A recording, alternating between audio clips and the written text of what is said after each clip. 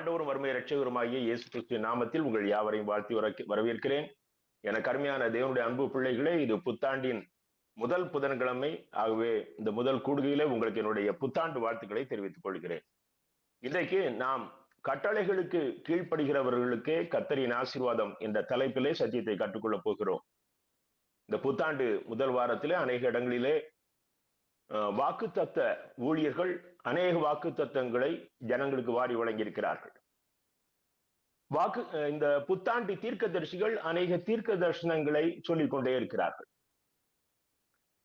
நான் ஒருமுறை ஒரு சகோதரனோடு பேசிக் கொண்டிருந்த பொழுது அவர் சொன்னார், அவர் ஒரு புத்தாண்டு வாக்குத்தத்த கூட்டத்திலே அவர் பங்கு பெற்றிருக்கும் பொழுது ஒருவர் சிகரெட் பிடித்துக் கொண்டிருந்திருக்கிறார். அங்க பிரதர் வாக்குத்தத்தம் சொல்ல ஆரம்பிக்கும் பொழுது உடனடியாக இவருடைய செவிகளிலே அந்த வார்த்தை விழுந்த உடனே சிகரெட்டை காலுக்கு கீழே போட்டு மிதிச்சிட்டு பிரதர் வாக்குத்தத்தம் சொல்றாருன்னு ஓடினாராம். ஆக இந்த வாக்குத்தத்தங்கள் கிறிஸ்தவ ஜோதிட வார்த்தைகள் போல மாறிக்கொண்டிருக்கிற காலம் இது. ஆனால் வேதத்தின் ஆசீர்வாதங்கள், வேதத்தை எழுதிய நமக்கு கொடுத்த தேவனுக்கு கீழ்ப்படுகிறவர்களுக்கே என்கிற அந்த மனப்பக்குவம் இன்றைக்கு குறைந்து வருகிறது. ஒருவன் கிறிஸ்தவனாக வாழ்வது என்பது கிறிஸ்துவுக்கு முழுமையாக கீழ்ப்படியும் பொழுதுதான் நிறைவேறுகிறது. அதுதான் ஆதியாகமம் முதல் ஆவியானவர் நமக்கு ஒவ்வொரு வார்த்தைகளிலும் கற்றுக் கொடுத்து கொண்டிருக்கிறார். ஒரு பெரிய ஏதேன் தோட்டம். இந்த உலகத்துல இன்றைக்கு இருக்கிற எந்த ஆசீர்வாதமும் இந்த ஏதேன் தோட்டத்தின் ஆசீர்வாதத்திற்கு இணையாக. அந்த பூமியில அத்தனை செல்வங்கள், கோமேதகம், வைடூரியம், எல்லா கற்களும் உள்ள இருக்கு. செழிப்பான நதிகள், ஜீவ விருட்சம் அந்த தோட்டத்துக்குள்ள இருக்கு. அதை சாப்பிட்டாச்சுன்னா அவனுக்கு மரணம் கிடையாது. உலகத்திலே கர்த்தர் படைத்த அத்தனை விலங்குகளும் அங்கே இருக்கிறது. இந்த இடத்துல கர்த்தர் முதலாவது ஆசீர்வாதத்தை நம்முடைய ஆதி தாய் தகப்பனுக்கு கொடுக்கிறார். அதற்கு பிறகு அவர்களுக்கு ஒரு கட்டளை கொடுக்கிறார். ஆசீர்வாதத்தை கரத்திலே கொடுத்து ஒரு கட்டளை கொடுக்கிறார்.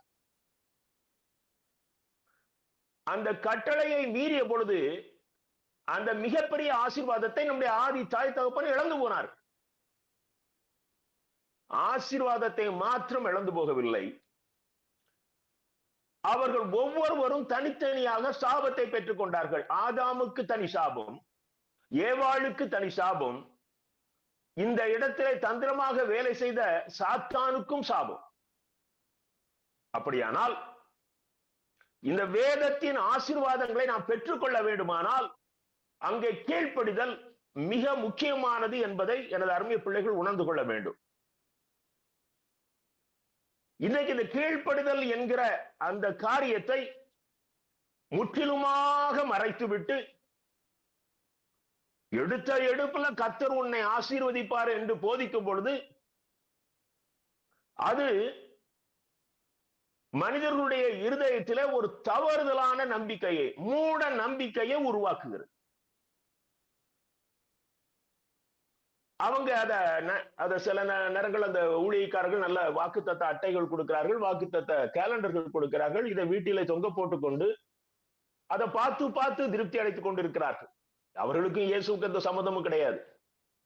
ஆனால் இந்த வார்த்தைகள் ஒரு முட்டாள்தனமான நம்பிக்கையை இந்த வார்த்தைகளை படிக்கிறவர்களுக்கு, கேட்கிறவர்களுக்கு உருவாக்குகிறது. இன்றைக்கு கர்த்தர் நமக்கு கொடுத்திருக்கிற தலைப்பு, கட்டளைகளுக்கு கீழ்ப்படுகிறவர்களுக்கே கர்த்தரின் ஆசீர்வாதம். நீங்க ஆதியாகமம் 15ஆம் அதிகாரம் 6ஆம் வசனத்தை பார்ப்பீர்களேயானால், ஆபிரகாம் கர்த்தரை விசுவாசித்தான், அதை அவர் அவனுக்கு நீதியாக எண்ணினார். நான் விசுவாசிக்கிறேன் என்பது ஒரு மனதளவிலே நடக்கிற காரியம் அல்ல. அந்த விசுவாசம் எப்பொழுது முழுமையாகிறது என்றால், அந்த வார்த்தைக்கு கீழ்ப்படியும் பொழுதுதான் நான் அவரை விசுவாசிக்கிறேன் என்று பொருள்.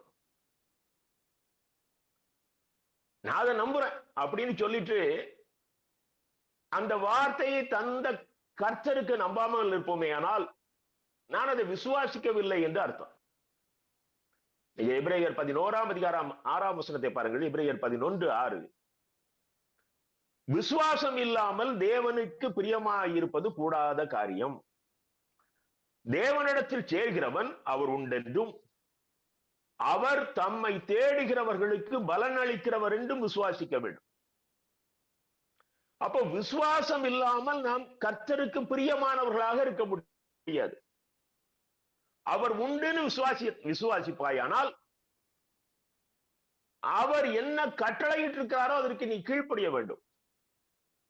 எனக்கு அருமையான தேவனுடைய அன்பு பிள்ளைகளே, இன்றைக்கு ஆபிரகாமின் ஆசீர்வாதத்தை தான் நாம் ஆசீர்வாதம் என்பதிலே மிக உயர்வாக கிறிஸ்தவர்கள் பேசிக் கொள்கிறோம்.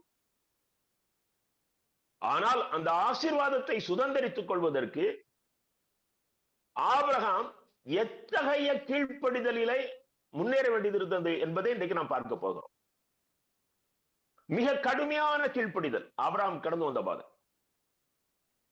நீங்க ஆதியாகமம் 12ஆம் அதிகாரம் 1 முதல் 3 வசனங்களை பாருங்கள். ஆதியாகமம் 12ஆம் அதிகாரம் 1 முதல் 3 வசனங்கள். கர்த்தர் ஆபிரகாமை நோக்கி, நீ உன் தேசத்தையும் உன் இனத்தையும் உன் தகப்பன் வீட்டையும் விட்டு புறப்பட்டு நான் உனக்கு காண்பிக்கும் தேசத்துக்கு போ. நான் உன்னை பெரிய ஜாதியாக்கி உன்னை ஆசீர்வதித்து உன் பெயரை பெருமைப்படுத்துவேன். நீ ஆசீர்வாதமாய் இருப்பாய். உன்னை ஆசீர்வதிக்கிறவர்களை ஆசீர்வதிப்பேன், உன்னை சபிக்கிறவர்களை சபிப்பேன். பூமியில் உள்ள வம்சங்கள் எல்லாம் உனக்குள் ஆசீர்வதிக்கப்படும். இந்த 2ஆம் 3ஆம் வசனங்களிலே அவர் ஆசீர்வாத வார்த்தைகளை சொல்கிறார். ஆனால் முதல் வசனத்தில் அவர் சொன்ன வார்த்தை, நீ உன் இனத்தையும் உன் தேசத்தையும் உன் இனத்தையும் உன் தகப்பன் வீட்டையும் விட்டு புறப்பட்டு நான் காண்பிக்கிற தேசத்துக்கு போ. அப்போ கர்த்தர் உன்னை ஆசீர்வதிக்க வேண்டுமானால் உன் இருப்பிடத்தை நீ மாற்ற வேண்டும். எனக்கு அருமையான தேவனுடைய அன்பு பிள்ளைகளே, நீ இருக்கிற இடத்துல என்னால் ஆசீர்வதிக்க முடியாது. நீ இருக்கிற இடம் விக்கிரக வணக்கம் நிறைந்த இடம். அன்னைக்கு ஆபிரகாமுடைய மூதாதையர்கள் அந்த விக்கிரகத்தை செய்கிற தொழிலைத்தான் செஞ்சார்களாம், வரலாறு சொல்லுகிறது. நீ அந்த இடத்துல இருந்து நான் உன்னை ஆசீர்வதிக்க முடியாது. நீ தனித்து வர வேண்டும். எனக்கு அருமையான தேவனுடைய அன்பு பிள்ளைகளே, கெட்ட குமாரன் நண்பர்களோடு இருக்க வரைக்கும் அவன் கையில பணம் இருந்தது, ஆனால் ஆசீர்வாதம் இல்லை. இப்போ பண்டி மேய்க்கிற இடத்துக்கு வந்துட்டான். இப்போ அவனுக்கு பணமும் இல்லை, ஆசீர்வாதமும் இல்லை. அவனுக்கு புத்தி தெளிந்த போது அவன் எழுந்து என் தகப்பனிடத்துக்கு போவேன். எப்போ தகப்பன் வீட்டுக்கு வர்றானோ அங்க அவன் நான் சொல்றான், நான் உன்னுடைய வேலைக்காரரில் ஒருவனாக என்னை வைத்துக் கொள்ளும் என்று கேட்கிறான். ஆனால் அங்கே அவனுக்கு கிடைத்த ஆசீர்வாதம் அவனுடைய குமாரன் என்கிற அந்தஸ்து மீண்டுமாக அவனுக்கு கிடைக்கிறது. இதுதான் ஆசீர்வாதம். எனக்கு அருமையான தேவனுடைய அன்பு பிள்ளைகளே, இன்னைக்கு சில வீடுகள்ல ஏன் ஆசீர்வாத குறைவு என்றால், அந்த தகப்பன் தகாத நண்பர்களோடு உட்கார்ந்து தகாத வார்த்தைகளை பேசிக் கொண்டிருக்கிறான். அந்த தாய் தேவையற்ற கோயிலுக்கு போறோம், நல்ல கன்வென்ஷன் மீட்டிங் அட்டெண்ட் பண்றோம், ஃபாஸ்டிங் பிரேயர் அட்டெண்ட் பண்றோம். ஆனா 2 பொம்பளைகள் சேர்ந்தா பேசுகிற வார்த்தைகள், நான் புறவினத்தாரை சொல்லவில்லை, கிறிஸ்தவர்களைத்தான் சொல்லுகிறேன். ஒவ்வொரு நாளும் நாம் பேசுகிற வார்த்தைகளுக்கு நாம் ஆண்டவருக்கு கணக்கு ஒப்பிக்க வேண்டுமே. நாம ஒரு இடத்துல இருக்கும்போது கர்த்தருடைய முழு பார்வை நம்ம மேல இருக்கு. நாம மனுஷன் பார்க்கலன்னு முடிவு பண்ணிடுறோம். ஒரு ஆளை குறை சொல்லணும்னு நினைச்சிட்டோம்னா அவரு பார்க்கல அப்படின்னு முடிவு பண்றோம். ஆனால் கர்த்தரை பார்க்கிறாரே. எனக்கு அருமையான தேவனுடைய அன்பு பிள்ளைகளே, உன் வீட்டில் தொங்குகிற வேத வார்த்தைகளை நீ படிப்பதினாலே உனக்கு ஆசீர்வாதம் வந்து விடாது. It is pathetic. அப்படி முட்டாள்தனமாக நான் நம்புவோமானால் அதை பார்க்கிலும் ஒரு பரிதவிக்கப்படத்தக்க நிலை வேறொன்றும் இல்லை.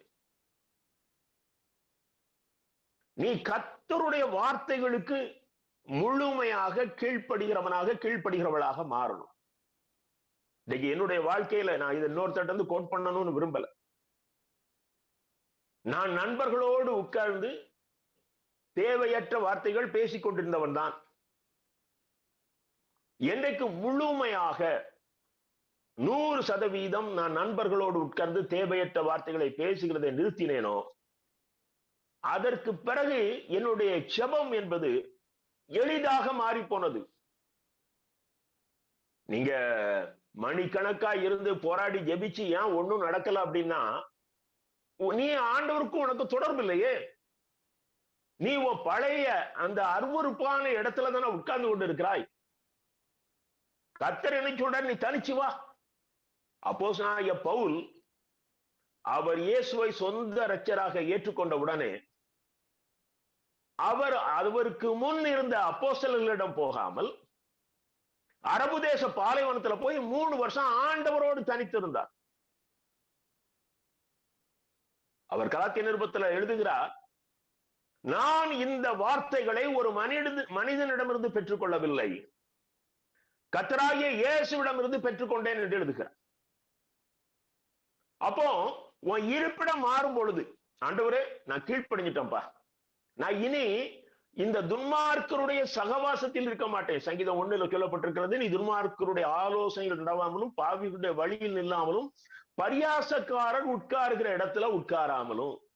அப்போதான் கர்த்தர் உன்னை ஆசீர்வதிக்க முடியும்.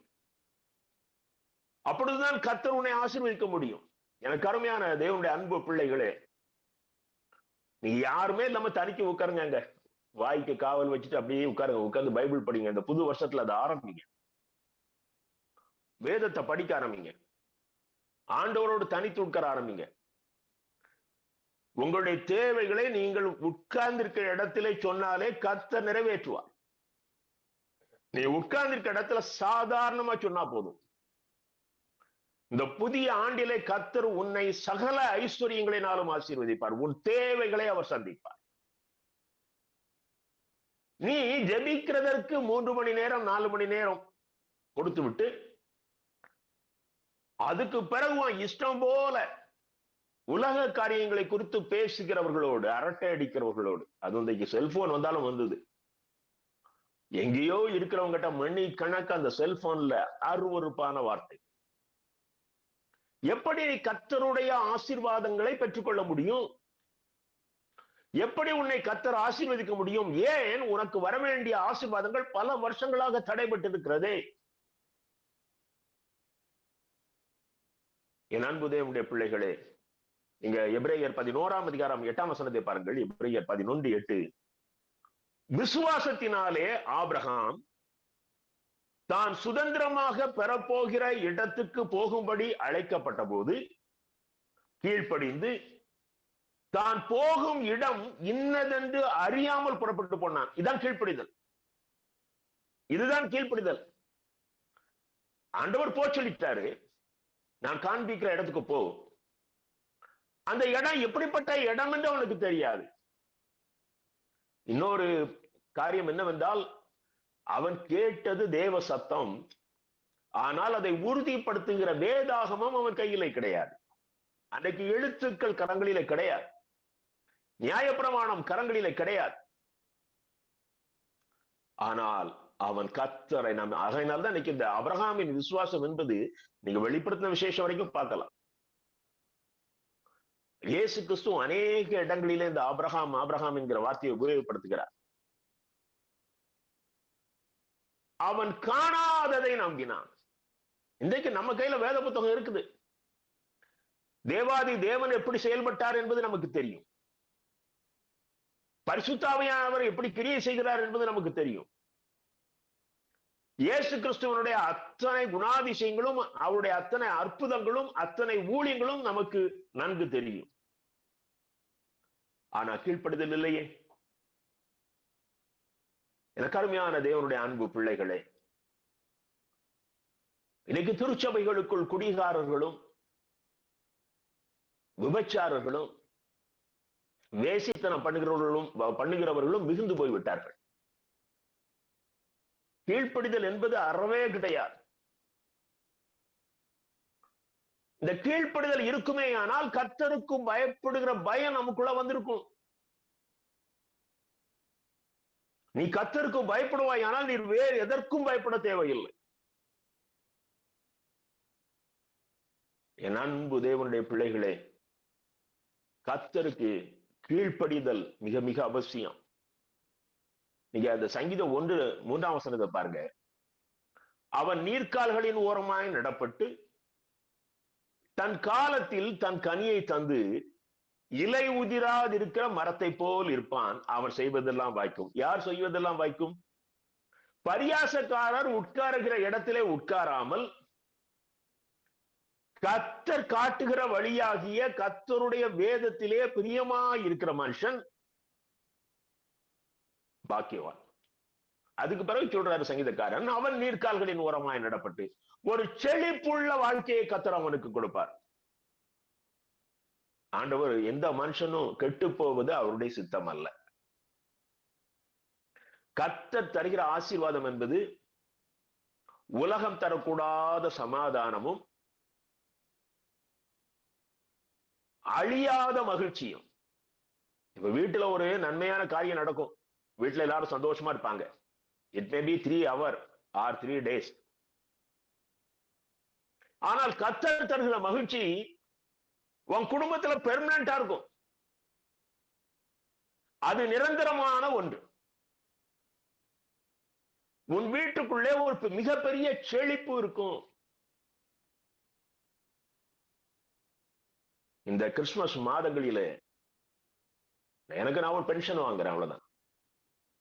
ஆனால் இந்த கிறிஸ்துமஸ் மாதங்களிலே அநேக ஏழைகளுக்கு புத்தாடை கொடுத்து நல்ல உணவு கொடுத்து அவர்களை ஆதரிக்கக்கூடிய கிருபையின் செழிப்பை கர்த்தர் எனக்கு கொடுத்தார். அப்ப யாருக்கிட்டையாவது வசூல் பண்ணி செய்தனா என்றால், நான் இதுவரைக்கும் என்னுடைய ஊழியத்திற்கென்றோ என்னுடைய தேவைக்கென்றோ யாரிடத்திலும் நான் பணம் வாங்கியதில்லை. நான் இதைத்தான் செழிப்பு என்று சொல்கிறேன். கர்த்தரே உனக்கு தருவார். கர்த்தரே உனக்கு தருவார். ஆபிரகாம் ரொம்ப அருமையான வார்த்தை, அது பின்னால பார்ப்போம். ஒரு மனுஷன் என்ன ஆசீர்வதிச்சான்னு சொல்லிவிடக் கூடாது என்பதிலே, அவன் ஒரு ராஜா அவனுக்கு நிறைய ஐஸ்வர்யங்களை தருகிறேன் என்று சொல்கிறார். வாங்க மாட்டேன் அப்படின்ட்டான்.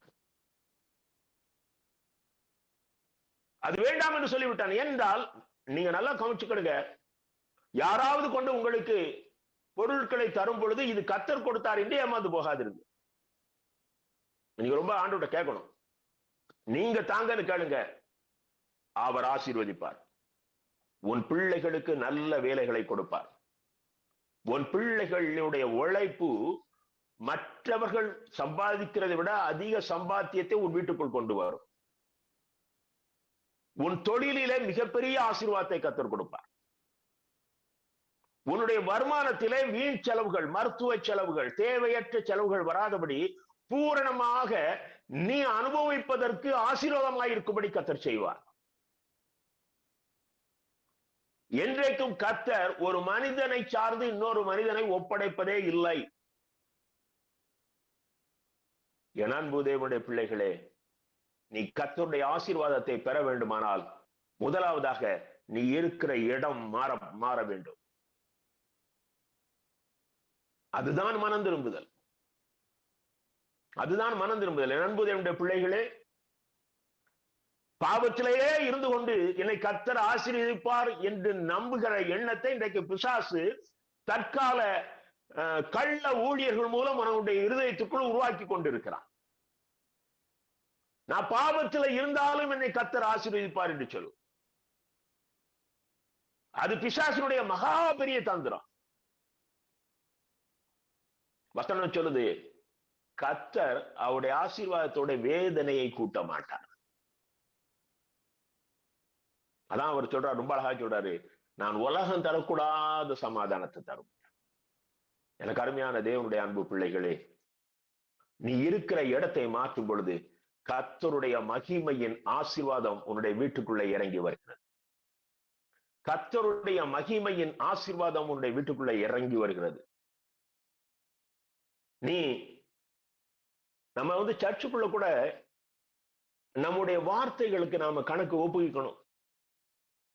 ஆலய ஆராதனை முடிந்து வரும் பொழுது நல்ல அருமையான செய்திகளை கேட்டுவிட்டு வாசலுக்கு வந்த பிறகு தேவையற்ற வார்த்தைகளை பேசும்படியாக பிசாசு தூண்டுவான். அதனால்தான் அடிக்கடி இப்ப சில செய்திகளை சொல்றது ஒரு காரியம் என்னவென்றால், ஆண்டவரே என் வாய்க்கு காவல் வையும் என்று ஜெபிக்க பழகுங்கள், என் உதடுகளுக்கு காவல் வையும். இந்த தவறுதலான பேச்சுகளை கர்த்தர் அருவருக்கிறார். நீங்க ரொம்ப இந்த நாட்கள் மிக கொடூரமான ஒரு நாட்கள்ல வாழ்ந்து கொண்டிருக்கிறோம். மிக மிக கொடூரமான ஒரு நாட்கள். பாவம் நம்முடைய வீட்டின் வாசல் படியிலேயே படுத்திருக்கிறது. நம்ம குடும்பத்துல 4 பேர் ரட்சிக்கப்படாமல், ஒருத்தர் கூட 3 பேர் ரட்சிக்கப்பட்டாங்க, ஒருத்தர் ரட்சிக்கப்படலனாலும் அவரை தொத்திக் கொள்வதற்காக அந்த பாவமாகிய பாம்பு வீட்டு வாசல் படியில படுத்திருக்கு. இது காயினுக்கு கர்த்தர் சொன்ன வார்த்தை. நீ பாவம் செய்யும் பொழுது அந்த பாவம் நம் வீட்டு வாசல் படியிலே படுத்தது என்ன செய்து உன் வீட்டுக்குள்ள வர வேண்டிய ஆசீர்வாதத்துக்கு தடையா இருக்கிறது. எனக்கு அருமையான தேவனுடைய அன்பு பிள்ளைகளே, நீ மனிதரோடு உட்கார்கிற நேரத்தை ஜீரோவாக்கி நீ இயேசுவோடு உட்கார்கிற நேரத்தை முழுமையாக்கு. எப்பொழுதும் தேவனோடு உட்கார்கிற அனுபவத்துக்குள் பாருங்கள். ஒருவேளை கேட்கறதுக்கு கடினமா இருக்கலாம். Is it possible? அது கண்டிப்பாக நிறைவேறியாக வேண்டுமே. என் அன்பு தேவனுடைய பிள்ளைகளே, அது கண்டிப்பாக நிறைவேறியாக வேண்டும். நீ இயேசுவோடு நெருக்கமாக இல்லாமல் நீ இயேசுவினுடைய ஆசீர்வாதத்தை பெற்றுக்கொள்ள முடியாது. நீ இயேசுவினுடைய ஆசீர்வாதத்தை பெற்றுக்கொள்ள முடியாது. மிக பயங்கரமான ஒரு காலம். எல்லாமே மைனஸ். ஒரு 5, 15 வயசு 16 வயசு பையன் சிறுவர்கள் 2 சிறுமிகளை கெடுக்கிறாங்க. கெடுத்து அடிச்சு உதைக்கி வீசிட்டு தப்பிச்சு போறான். திருச்சபைக்குள் இது மறைவாக இருக்கிறது. இருதயங்கள் பாவத்துல நிரம்பி இருக்குது. ஒருவேளை இது உலக பிரகாரமான மக்கள் அந்த பாவத்தை வெளியரங்கமாக்க விட்டார்கள். ஆனா திருச்சபைக்குள்ள இருதயத்துல பரிசுத்தம் இல்லையே.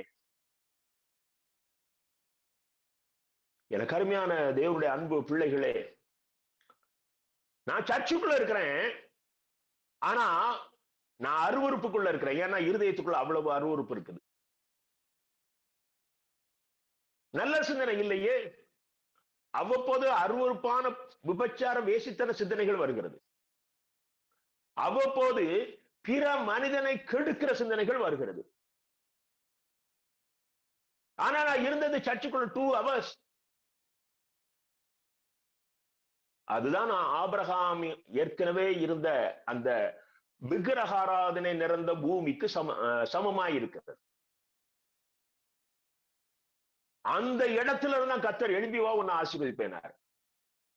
நீ உன்னுடைய அசுத்த சிந்தனைகளில் இருந்து வெளியே வா. நீ உன்னுடைய கெட்ட சிந்தனைகளில் இருந்து வெளியே வா. என் அன்பு தேவனுடைய பிள்ளைகளே, கர்த்தர் உன்னை இந்த புதிய ஆண்டிலே ஆசீர்வதிக்க விரும்புகிறார். அவர் உன்னை ஆபிரகாமுக்கு கொடுத்த மிகப்பெரிய ஆசீர்வாதத்தை தர விரும்புகிறார். நீ இருக்கிற இடத்திலிருந்து எழும்பி வெளியே வா. இரண்டாவதாக பாருங்கள், ஆதியாகமம் 13ஆம் அதிகாரம் 14 முதல் 17 முடிய. ஆதியாகமம் 13ஆம் அதிகாரம் 14 முதல் 17 முடிய. இங்க என்ன சம்பவம் சொல்லப்பட்டிருக்கு? ஆபிரகாமுடைய மேய்ப்பர்களும் அவனுக்கு கொடுக்கப்பட்ட ஆடு மாடுகள் அவனோடு அந்த பூமியில இருந்து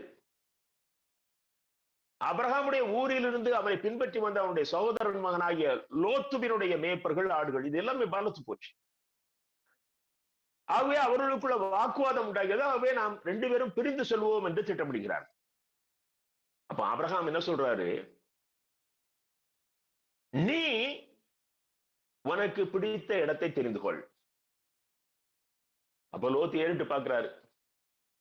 அன்றைக்கு இந்த சோதம் குமரா பட்டணம் ஒரு செழிப்பான பூமியா அவருக்கு தெரியுது. வசனம் சொல்லுகிறது, அது கர்த்தருடைய ஏதேன் தோட்டத்தை போல. அந்த வசனம் சொல்றது கர்த்தருடைய தோட்டத்தை போல. அந்த இடம் கர்த்தருடைய தோட்டத்தை போல செழிப்பா யோபுக்கு, லோத்துக்கு தெரியுது. ஆகவே அவர் அந்த செழிப்பான பகுதியை தெரிந்து கொண்டார். இதுலதான் ஆபிரகாமுடைய விசுவாசத்தை நீங்க பார்க்கணும். என்னை இந்த பூமி ஆசீர்வதிக்கார், என்னை ஆசீர்வதிப்பேன் என்று சொன்னவர் அண்ட சராசரங்களை படைத்த தேவாதி தேவன். ஆகவே இப்போ லோத்து அந்த பூமியினுடைய செழிப்பை பார்த்து தன்னுடைய ஆசீர்வாதத்தை முடிவு செய்கிறார். ஆனால் ஆபிரகாம் தனக்கு வாக்கு கொடுத்த கர்த்தரை நம்பி, நான் இருக்கிற இடத்திலே கர்த்தர் என்னை ஆசீர்வதிப்பார். இன்னைக்கு நமக்கு அந்த இச்சை தான் ஆசீர்வாதமா தெரியுது. நாம வச்சிருக்கிற பணம், நம்ம கிட்ட இருக்கிற ஞானம், நான் பார்க்கிற வேலை என்னை ஆசீர்வதிக்கும் என்று நீ நினைக்கிற இல்ல. நல்லா கவனிச்சுக்கங்க, கர்த்தருடைய கிருபை இல்லை என்றால் இந்த வேலை நிரந்தரம் அல்ல. வேலையே இருந்தாலும் அந்த வருமானம் உனக்கு ஆசீர்வாதமாக சேராது.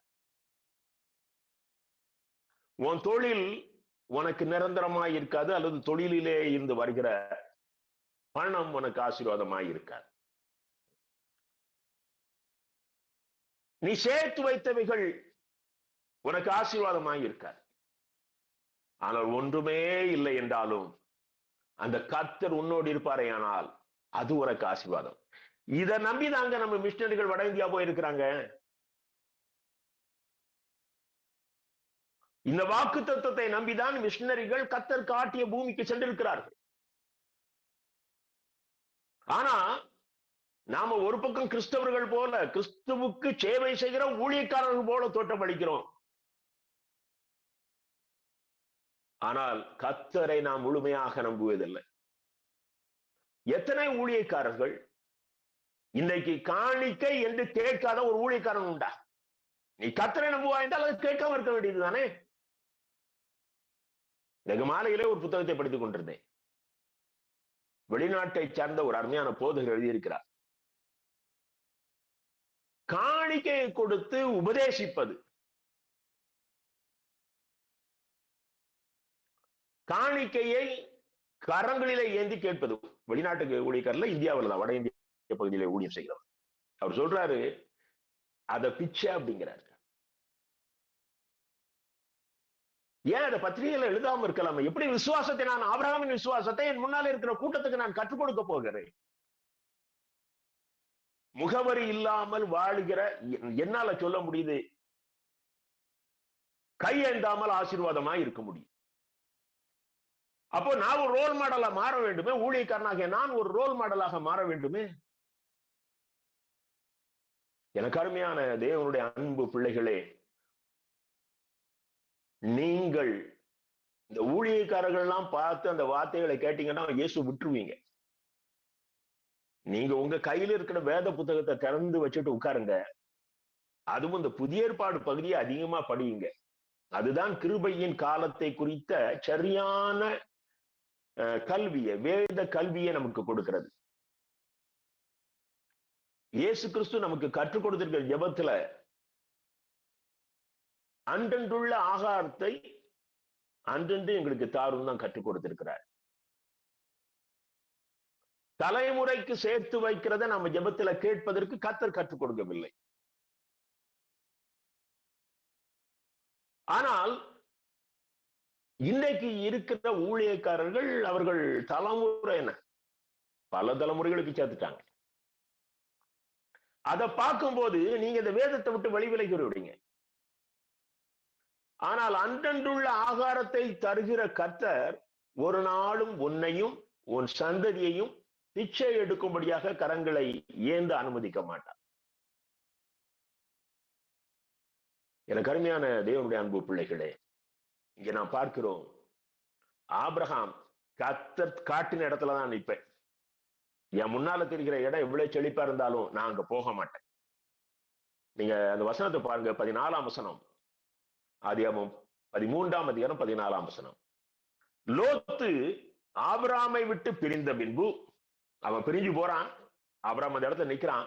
கர்த்தர் ஆபிரகாமை நோக்கி, உன் கண்களை ஏறெடுத்து நீ இருக்கிற இடத்திலிருந்து வடக்கேயும் தெற்கேயும் கிழக்கேயும் மேற்கேயும் நோக்கிப்பார். உன்னை சுத்தி இருக்கிற இடத்தை பார்ப்பா. நீ பார்க்கிற இந்த பூமி முழுவதையும் உனக்கு தருவேன். லோத்துவுக்கு அந்த குறிப்பிட்ட பகுதி தான். என் அன்பு தேவனுடைய பிள்ளையை, நீ கர்த்தரை நம்பி நில். யார் வேணாலும் எப்படி இருந்துட்டு போட்டோம், நீ ஆண்டவரோட பிள்ளை. நீ ஆண்டவரை நம்பி அந்த இடத்துல நில்லு. கர்த்தர் உனக்கு 4 திசைகளிலிருந்தும் ஒரு செழிப்பை கொண்டு வருவார். உன் வீட்டுக்குள் நீ எதிர்பார்க்காத ஆசீர்வாதங்களை இந்த 2026ஆம் ஆண்டிலே கர்த்தர் தருவார். ஏனென்றால் நீ உலகத்தை நம்பவில்லை. உன் கண் பார்வையிலே தெரிகிற செழிப்பை நீ நம்பவில்லை. என் கர்த்தர் என்னை ஆசீர்வதிப்பார் என்று சொல்லி நீ கர்த்தரை நம்பி இருக்கிறபடியினாலே கர்த்தர் மிகப்பெரிய ஆசீர்வாதத்தை உனக்கு தருவார். நீங்க எசேக்கியேல் 11ஆம் அதிகாரம், நீங்க அந்த 15-16 ஆதியாகமம் 13ஆம் அதிகாரம் 15-16-17 பிறகு வாசித்துக் கொள்ளுங்கள். கர்த்தர் என்னென்ன ஆசீர்வாதம் கொடுப்பேன் என்று சொன்னதை வாசித்துக் கொள்ளுங்கள். எசேக்கியேல் 11ஆம் அதிகாரம் 21ஆம் வசனத்தை வாசிக்கிறேன். ஆனாலும் சீ என்று இகழப்படத்தக்கதும் அருவருக்கப்படத்தக்கதுமான தங்கள் இருதயத்தின் இச்சையிலே எவர்கள் நடக்கிறார்களோ அவர்களுடைய வழியின் பலனை அவர்கள் தலையின் மேல் சுமர பண்ணுவேன் என்று கர்த்தராகிய ஆண்டவர் சொல்லுகிறார். ஒரு தடவை ஒரு கடைக்கார முதலாளி என்கிட்ட பேசிக்கொண்டிருக்கும் போது சொன்னார், பொய் சொல்லாம வியாபாரம் பண்ண முடியாது. அப்போ அந்நாட்கள் அவர் சொன்ன வார்த்தை, சேல் டாக்ஸுக்கு போய் தான் சொல்லுவோம், இன்கம் டாக்ஸுக்கு போய் தான் சொல்லுவோம். பொய் சொல்லாமல் தொழில் பண்ண முடியாது. இது ஒரு பெரிய ஒரு கிறிஸ்தவ கடைக்காரருடைய சாட்சி. அப்ப எந்த அளவுக்கு அவருக்கு போதனை கிடைச்சதுன்னு எனக்கு தெரியல. ஆனா இங்க கர்த்தர் சொல்கிறார் பாருங்கள், சீ என்று இகழப்படத்தக்கது அருவருக்கப்படத்தக்கது யாருடையது? இப்படிப்பட்ட ஜனங்களுடைய இருதயத்தின் இச்சைகள். அவர்களுக்கு அவர்கள் வழியின் பலனை அவர்கள் தலைமேல் சுமர பண்ணுவேன். எனக்கு அருமையான தேவனுடைய அன்பு பிள்ளைகளே, நீங்கள் கர்த்தரை பார்க்க ஆரம்பிப்பீர்கள். ஆனால் உங்களிடத்திலே உண்மை இருக்க வேண்டும். முழுமையாக கர்த்தருக்கு கீழ்ப்படுகிற சுபாவம் வரணும். ஏனென்றால் அப்பொழுதுதான் நீ கர்த்தருடைய பரிபூர்ணமான ஆசீர்வாதத்தை பெற்றுக்கொள்ள முடியும். உலகமே பஞ்சத்தில் இருந்தாலும் உன் குடும்பம் ஆசீர்வாதமாயிருக்கும். உன் பிள்ளைகளுக்கு வேலை வாய்ப்புகள் சுருங்கிக் கொண்டே வந்தாலும் உன் பிள்ளைகளுக்கு நல்ல உத்தியோகங்களை கர்த்தர் கொடுப்பார். ஏனென்றால் நீ சூழ்நிலைகளை நம்பவில்லை, நீ கர்த்தரை நம்பினார். நீ கர்த்தரை நம்பினார். எனக்கு அருமையான தேவனுடைய அன்பு பிள்ளைகளே, இந்த இச்சை லோத்த எங்க கூட்டிட்டு போச்சுன்னா பாவம் நிறைந்த சோதோம் கொமோராவுக்கு கொண்டு போனது. நம்முடைய வாழ்க்கையில் கூட இந்த ஆசீர்வாதத்தை பெற்றுக் கொள்வதற்காக தவறுதலான சிந்தனைகள் நம்மிடத்திலே வறுமையானால் ஆசீர்வாதம் அல்ல, லோத்து குடும்பத்துக்கு வந்த மிகப்பெரிய சாபம் நம்மை அடையும். இச்சைக்கு இடம் கொடாதீர்கள். கர்த்தர் எனக்கு இந்த இடத்தை காட்டிட்டாரு, நான் இதில் நிற்பேன். இதான் ஆபிரகாம் எடுத்த முடிவு. எவ்வளவு அழகா அந்த 14ஆம் வசனத்தை பாருங்க. லோத்து ஆபிரகாமை விட்டு பிரிஞ்ச உடனே கர்த்தர் அந்த இடத்துல நேர உடனடியாக ஆபிரகாமை அப்ரிஷியேட் பண்றாரு. நீங்க தனித்து நின்று பாருங்கள், நீங்கள் தனித்து நின்று பாருங்கள். எந்த கூட்டத்துக்கும் ஓடி ஆசீர்வாத கூட்டங்களுக்கு ஓடுவதை இந்த வருஷத்தோடு நிறுத்திக் கொள்ளுங்கள். உன் வீட்டு தனியறையில போய் நின்று ஆண்டவரோடு நேரம் செலவழிக்க பழகு. உனக்கு முன்னதாக இயேசு அங்கே உட்கார்ந்து இருப்பார். அவர் எதற்கு வருகிறார்? உன்னை ஆசீர்வதிக்கத்தானே. அவர் உன்னை ஆசீர்வதிப்புத்தானே அங்க வந்திருக்கிறார். நீங்கள் இயேசுவோடு நேரம் செலவழிக்க பழகுங்கள், இயேசுவோடு அமர பழகுங்கள், இயேசுவோடு சரிசமமாக உட்கார்ந்து கதையடிக்க பழகுங்கள். கர்த்தர் உங்களுக்கு மிகப்பெரிய ஆசீர்வாதத்தை வைத்திருக்கிறார். மூன்றாவதாக பாருங்கள், ஆதியாகமம் 17ஆம் அதிகாரம் 10ஆம் வசனம். அதிகாரம் 17:10. எனக்கும் உங்களுக்கும் உனக்கு பின்வரும் உன் சந்ததிக்கும் நடுவே உண்டாகிறதும் நீங்கள் கைக்கொள்ள வேண்டியதுமான என் உடன்படிக்கை என்னவென்றால், உங்களுக்குள் பிறக்கும் சகல ஆண் பிள்ளைகளும் விருத்த சேதனம் பண்ணப்பட வேண்டும். இது விருத்த சேதனம் என்பது சரீர சுத்தி. நாம் சுத்திகரிக்கப்படுதல், அதாவது பரிசுத்தத்தினுடைய ஒரு உருவம், அவ்வளவுதான். விருத்த சேதனம் என்பது பரிசுத்தத்தின் அடையாளம். அன்றைக்கு அது மாம்சத்திலே கொடுக்கப்பட்டது, இன்னைக்கு ஆவியிலே கொடுக்கப்படுகிறது. நீங்க ஈவன் பழைய ஏற்பாட்டிலே நீங்க அதை பார்க்கலாம். எரேமியா 9ஆம் அதிகாரம் 26ஆம் வசனத்துல பாருங்க, புறஜாதியார் அனைவரும் விருத்த சேதனம் இல்லாதவர்கள், ஆனாலும் இஸ்ரவேல் வம்சத்தார் அனைவரும் இருதயத்திலே விருத்த சேதனம் இல்லாதவர்கள். ரோமர் 2ஆம் அதிகாரம் 29ஆம் வசனத்துல பாருங்க, உள்ளத்திலே யூதனானவரே யூதன், எழுத்தின்படி உண்டாகாமல் ஆவியின்படி இருதயத்தில் உண்டாகும் விருத்த சேதனமே விருத்த சேதனம். அப்போ இந்த இருதயம் சுத்தமாகணும். அது அன்னைக்கு இஸ்ரவேலர்களுக்கு அந்த மாமிச விருத்த சேதனம் சொல்லப்பட்டது. ஆனால் இன்றைக்கு அந்த விருத்த சேதனம் என்பது இருதய சுத்தம்.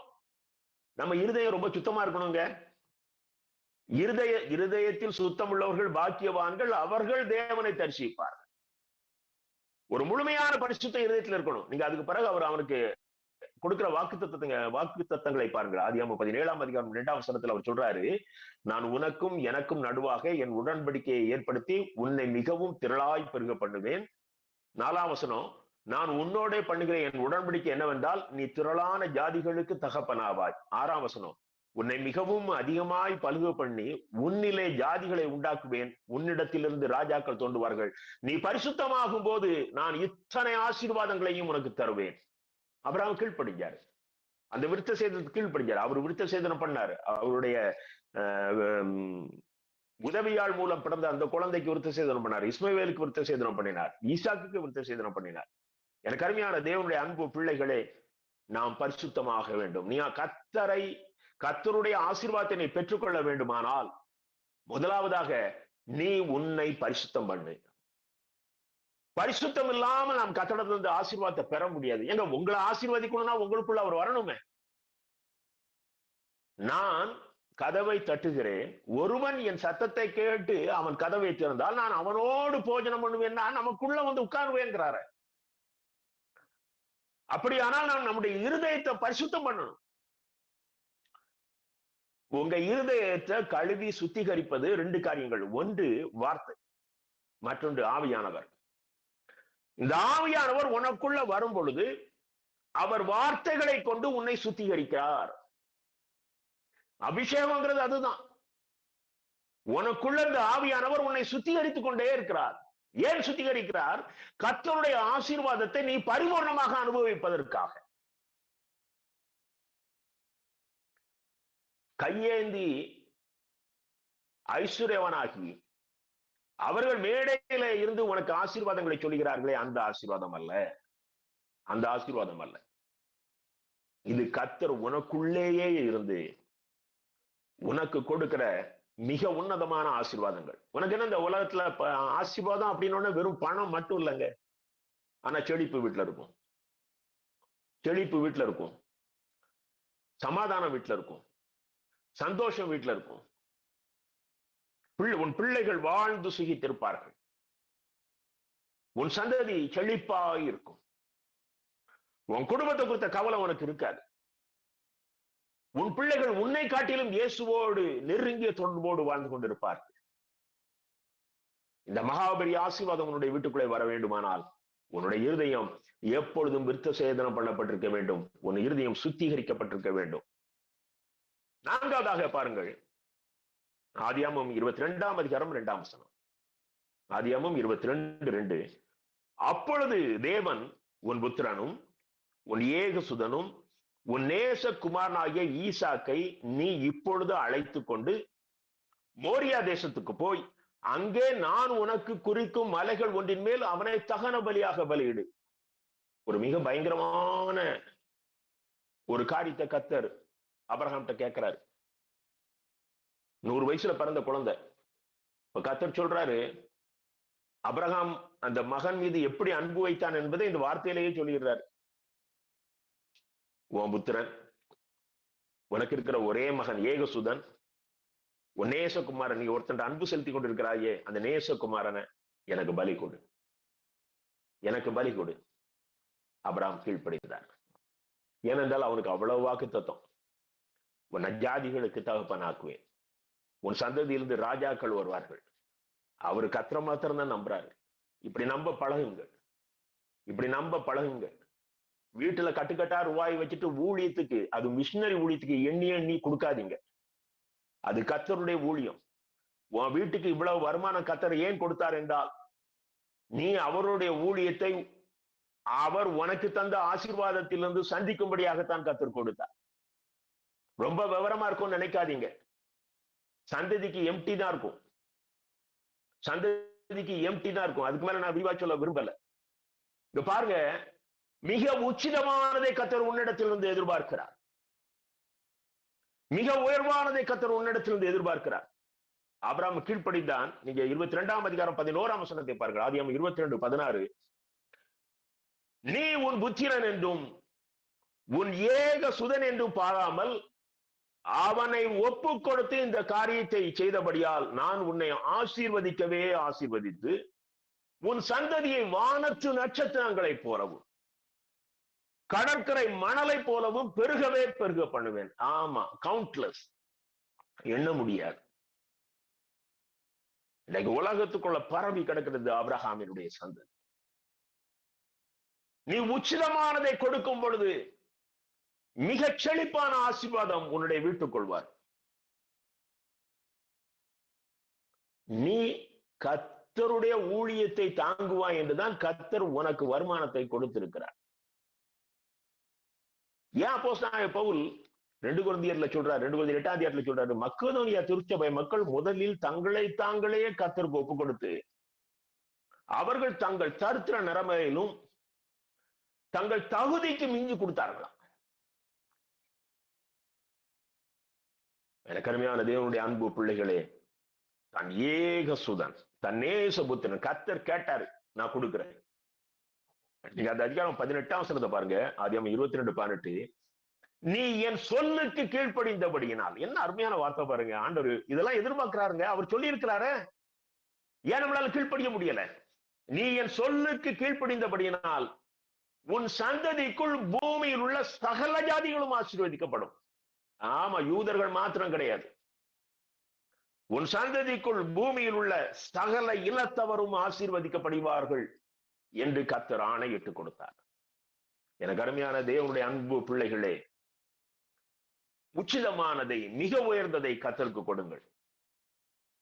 மனப்பூர்வமாய் கொடுங்கள். மனப்பூர்வமாய் கொடுக்கிற இடத்தில் தேவன் பிரியமாய் இருக்கிறார்.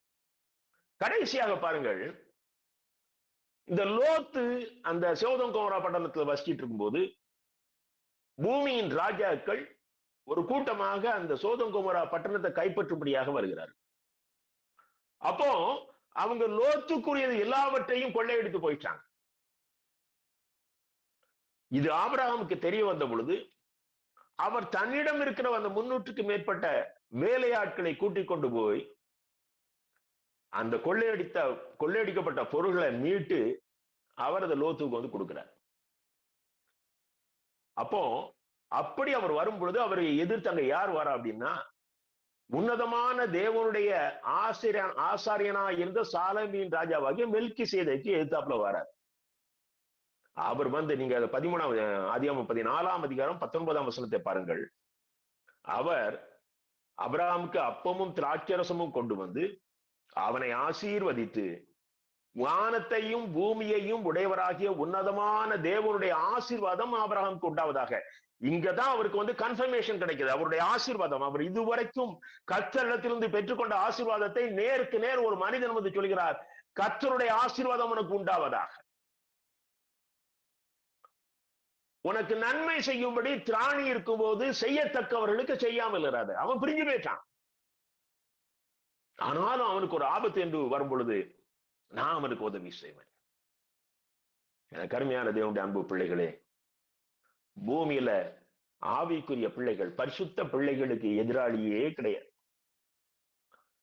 சாத்தானுடைய கூட்டத்துக்கு எதிராளி உண்டு.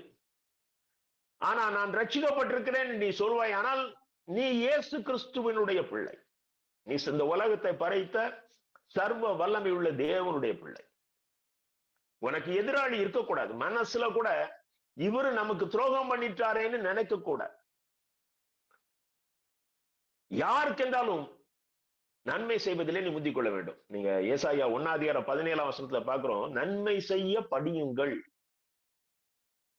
எனக்கு அருமையான தேவனுடைய அன்பு பிள்ளைகளே, உன்னுடைய இருப்பிடத்தை மாற்று. இச்சை, உலகத்தினுடைய ஐஸ்வர்யங்கள் மீது இச்சையை வைக்காதிருங்கள். இருக்கிற இடத்துல கர்த்தர் உங்களை ஆசீர்வதிப்பார். உங்களை பரிசுத்தம் பண்ணுங்கள். ஆசீர்வாதத்தை பெற்றுக்கொள்ளும்படியாக உங்களை பரிசுத்தம் பண்ணுங்கள். உங்களிடத்தில் இருப்பதில் உயர்ந்ததை கர்த்தருக்கு கொடுங்கள். உற்சாகமாய் கொடுங்கள். 4வதாக நன்மை செய்யுங்கள். 5வதாக நன்மை செய்யுங்கள். எனக்கு அருமையான தேவனுடைய அன்பு பிள்ளைகளே, நீங்க இயேசு கிறிஸ்து 3 இடத்துல இந்த ஆபிரகாமின் ஆசீர்வாதத்தை அவர் அழகா கோட் பண்றாரு பாருங்க.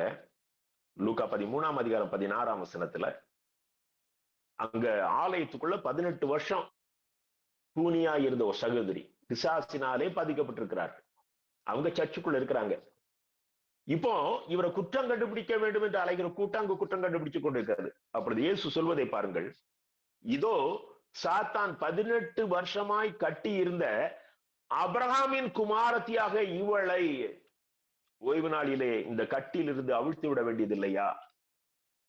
அப்போ நீ ஆபிரகாமின் குமாரனா இருப்பாயானால் நீ சாத்தானுடைய கட்டுகளில் இருந்து விடுபட்டவனாக இருப்பாய். எனக்கு அருமையான தேவனுடைய அன்பு பிள்ளைகளே, நீங்கள் இன்னமும் பாவத்தின் அடிமைத்தனத்தில் இருப்பீர்களே, ஆனால் நீங்கள் ஆபிரகாமின் சந்ததி அல்ல. உங்களுக்கும் ஆபிரகாமின் ஆசீர்வாதத்துக்கும் சம்பந்தம் கிடையாது.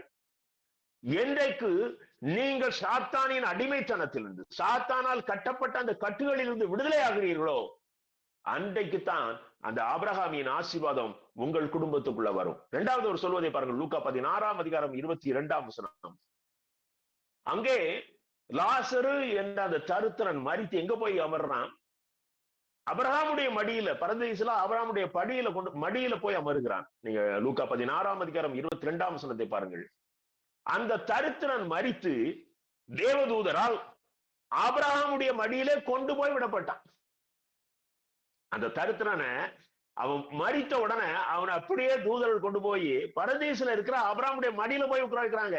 அங்க அந்த பணக்காரன் வீட்டு வாசல்ல உட்கார்ந்து அவனுடைய சரீரத்தில் இருந்த பருக்களை சொரிந்து கொண்டிருந்தவன், உணவு இல்லாமல் நாய்கள் அவன் தோலை நக்கிச்சு, அந்த பருக்களை நக்கிச்சு. ஆனால் அவன் மரித்த உடனே அவனுக்கு ஆபிரகாமின் மடி. என் அன்பு தேவனுடைய பிள்ளைகளே, அவன் முறுமுறுக்கவில்லை. அந்த பரிதாபமான நிலைக்காக அவன் கர்த்தரை தூஷிக்கவில்லை. அவன் அமைதியா இருந்தான். எனக்கும் ஒரு வாழ்வு வரும் என்று சொல்லி. கர்த்தர் உங்களுக்கு நித்தியத்திலும் மிக உயர்ந்த ஆசீர்வாதத்தை வைத்திருக்கிறார். அதுக்கு கூட ஆண்டவர் கொடுக்கிற பேரை பாருங்க. அவன் ஆபிரகாமின் மடியிலே அமர்த்தப்பட்டான். எனக்கு அருமையான தேவனுடைய அன்பு பிள்ளைகளே, கர்த்தரை உண்மையாய் நம்புகிற பிள்ளைகளுடைய மரணம் ஆசீர்வாதமாய் இருக்கும். அவர்கள் அழிவில்லாதவர்கள். அவர்கள் கர்த்தரோடு அரசாள போகிறவர்கள். அவர்கள் மிக உயர்ந்த ஆசீர்வாதத்தை அனுபவிப்பதற்காக கர்த்தர் இந்த உலகத்திலே அவர்களை பாதுகாத்துக் கொண்டிருக்கிறார். இந்த செய்தியை கேட்டுக்கொண்டிருக்கிற என் அருமையான பிள்ளைகள் ஆசீர்வதிக்கப்பட்ட சந்ததி. கடைசியாக பாருங்கள், லூக்கா 19:9 இயேசு சகேயுவை நோக்கி, இன்றைக்கு இந்த வீட்டுக்கு ரட்சிப்பு வந்தது, இவனும் ஆபிரகாமின் குமாரனாய் இருக்கிறானே. எப்போ சகேயு வீட்டுக்குள்ள இருந்து லஞ்ச பணமும், இதுவரைக்கும் அவன் ஏழைகளுக்கு உதவி செய்ததில்லை. இப்ப ஏழைகளுக்கு அவன் தன்னுடைய ஆசையில பாதி எடுத்து வாரி வழங்குகிறான். நல்லா கவனிச்சுக்கிடுங்க. தரித்திரருக்கு சுவிசேஷம் அறிவிக்கப்படுகிற மிஷினரி ஊழியத்துக்கு உங்களுடைய சொந்த வருமானத்திலிருந்து சரியான பங்கு செல்லாத பட்சத்திலே நீ சேர்த்து வைத்திருக்கிற பணம் சாபத்தின் பணம்.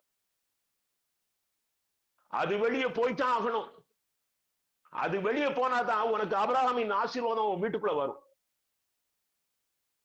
இயேசு கிறிஸ்து இந்த உலகத்திற்கு வந்தது தரித்திரருக்கு நற்செய்தி அறிவிக்கும்படியா. அவர் பரலோகத்துக்கு எடுத்துக்கொள்ளப்படும் பொழுது இந்த உலகம் முழுவதும் போய் நீங்கள் இந்த நற்செய்தி அறிவியுங்கள் என்று நமக்கு சொல்லி சென்றிருக்கிறார்.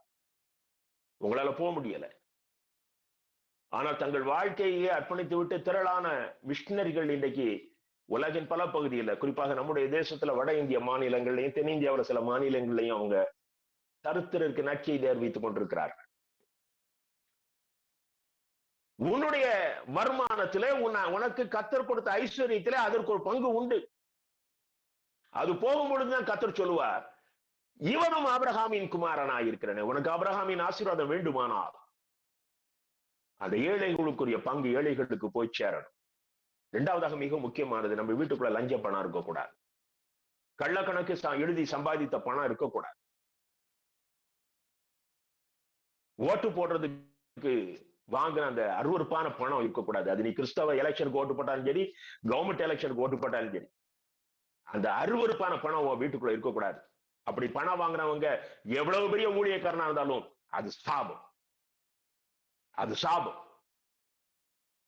எனக்கு அருமையான தேவனுடைய அன்பு பிள்ளைகளே, கர்த்தருக்கு கீழ்ப்படுகிறவனுக்கு ஆபிரகாமின் ஆசீர்வாதம் உண்டு. அவன் சந்ததி இந்த பூமியிலே ஆசீர்வாதமா இருக்கும். கலாத்தியர் 3ஆம் அதிகாரம் 6ஆம் 7ஆம் வசனங்களை வாசிக்க பாருங்க. கலாத்தியர் 3ஆம் அதிகாரம் 6ஆம் 7ஆம் வசனங்கள். ஆபிரகாம் தேவனை விசுவாசித்தான், அது அவனுக்கு நீதியாக எண்ணப்பட்டது.